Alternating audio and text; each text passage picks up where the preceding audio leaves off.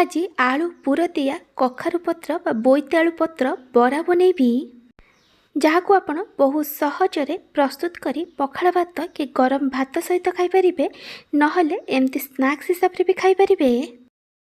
नमस्कार, twinkle kitchen को आपण मानकु स्वागत। कखारु पत्रर एई रेसिपी पई मेटी 7 रु 8टा कखारु पत्र नैची। कखारु पत्रर क्वांटिटी आपण आपनक हिसाब रे कम बेसी करि परिबे। मेठी आपनकु गोटे कखारु पत्र को सफा करिकि देखै दउची। कखारु पत्र को डंकरु काटिला परे कखारु पत्र रे जो सिर अछि सेथिरे जो एमते चेर भलिया अछि ताकु बाहर करि देबे। आ एथि पई आपण पूरा नरम नरम आ कॉलिया पत्र नेबे। कखारु पत्र को मेटी गोटा भल भाव धोईकी नहीं जाइए। आपण कखारु पत्र को पानी रे अध घंटे पे बतुरे देबे। तापरे पत्र को 3 रु 4 थर भल भाव धोईकी नहीं जिबे, कारण कखारु पत्र रे बाली आ माटी थाए। मेठी 2टा सिजा आलू नहीं, मु मात्र 6 रु 7टा पत्र नहीं, सेथिपाई 2टा सिजा आलू नहीं। जदि आपण अधिक पत्र नेबे से अनुसार आलूर क्वांटिटी अधिक नेबे। एबे हम एथिरे स्वाद अनुसार लूण पकेइबा आ आलू को भल भाबे चकटी दबा। तापरे मु एथिरे गोटे मीडियम साइज रो पियाज आ गोटे कंचा लंका को छोट छोट करी काटिकी पकेइची। आपन को जेतिकी राग दरकार से अनुसार कंचा लंका देबे। तापरे मु एथिरे गोटे छोट चम्मच भजा जीरा लंका गुंड पकेइची। आपण आपनको टेस्ट अनुसार जीरा लंका गुंड पकेइ परिबे। मु तापरे एथिरे अधा छोट चम्मच गरम मसला गुंड पकेइची। आपण भजा जीरा लंका गुंड जगार लंका गुंड और जीरा गुंड भी पकई पारिबे। एबे आमे सबु को भल भाबे मिक्स करि दबा। आलूर मसला एठी रेडी हो जाइची। एबे आमे गोटे बैटर बनेबा। सेथि पई मेठी गोटे बड़ बाउल ले हाफ कप बेसन नैची आ ता सहित मेठी 4 छोट चम्मच चाउल गुंड देइची। आ जगार आपण कॉर्नफ्लोर पकई पारिबे। एबे हम एथिरे स्वाद अनुसार लूण पकेइबा, लंका गुंड दबा। आपन को जेतिकी राग दरकार से अनुसार लंका गुंड पकेइबे। मु एथिरे अधा छोट चम्मच हळदी गुंड पकेइची। हळदी गुंड एठी ऑप्शनल अछि। आ मु एथिरे गोटे छोट चम्मच चिकन मसला देइची। आ जगार आपन किछि भी सब्जी मसला पकेइ परिबे। सब को भल भाबे मिक्स करी आमे एथिरे अल्प अल्प पानी दे गोटे बैटर बनेबा। जेमती बैटर रे किछि भी लम्स रहिबनी।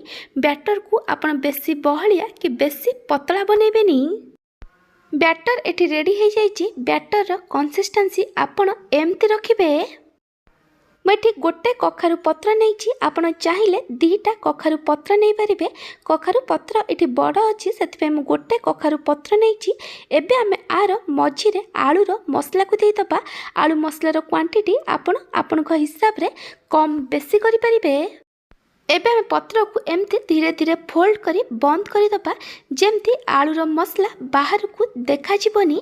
एमती भाबे आमे सबु कखारु पत्र रे आलूर मसला दे बंद करी दबा। एठी कखारु पत्र छोट थिला, सेति पई मेठी 2टा कखारु पत्र नैची। मेठी सबु कखारु पत्रर पैकेट बनै देइची। एबे हमकु फ्राई करिबा। जदि आपनकु एई रेसिपी भल लागिबो ताला को लाइक करिबे, आपनक सांग मानक सहित शेयर करिबे। कखारु पत्र को फ्राई करिबा पई मेठी गोटे पैन ने अल्प किछि तेल दे गरम होबा को रखिछि। आपण चाहिले आकु तावा रे भी फ्राई करि परिबे, नहले तेल रे भी छाणी परिबे। तेल भल भाव गरम हो गला परे आमे गोटे कखारु पत्रर पैकेट को नबा आ ताकु बेसनर मिक्सर रे भल भाव डीप करि दबा। जेमती कखारु पत्रर चारिपट साइड रे बेसनर मिक्सर भल भाव लागि जिवो। एमती भाव आमे गोटे गोटे कखारु पत्रर पैकेट को बेसनर मिक्सर रे भल भाव डीप करी तेल रे दे दबा। प्रथमे आमे आर गोटे पट साइड को मीडियम फ्लेम रे 1 रु 2 मिनिट पर्यंत फ्राई करिबा। 1 रु 2 मिनिट परे आमे को धीरे धीरे की लेउटेई दबा। लेउटेला परे आर पट साइड को लो फ्लेम रे 4 रु 5 मिनिट पर्यंत कुक करिबा। जेमती आर पट साइड भल भाव लाइट गोल्डन ब्राउन कलर रे फ्राई हे जिवो। एटी 4 रु 5 मिनिट हो गलानी। मेठी आपनको लेउटेकी देखै दउची।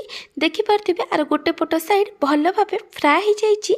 एबे हमें लेउटेला परे आर पट साइड को भी 4 रु 5 मिनिट पर्यंत कुक करिबा। जेमती आर पट साइड भल भाबे लाइट गोल्डन ब्राउन कलर रे फ्राई हो जिवो। चार रु 5 मिनिट पर मुझे आपन को लेउटाई देखे दूची देखिपे आरपट साइड भी ये भल भाव फ्राए हो जाए। आम को गोटे प्लेट रे काढ़ीदबा एमती भाव आम बाकी सबू कखारु पत्रर पैकेट को बेसनर मिक्सर रे डिप करी भल भाव भाजीदबा। आलू पूरा दिया कखारु पत्र बरा बा पिठार रेसिपी जदि आपन को भल लगी ताले आपको लाइक करेंगे, आपण सांग मानक सहित शेयर करेंगे। जदि मो चैनल को एपर्यंत सब्सक्राइब करना ताले सब्सक्राइब करने को जमार भूलिए। पाखे बेल आइकन ने ऑल नोटिफिकेशन ने क्लिक करेंगे। यह द्वारा मो जो वीडियो आसीबो आपण प्रथम देखिपारे। जदि फेसबुक रे देखुछंती ताले फॉलो करने को जमार भूलिए। Thank you for watching.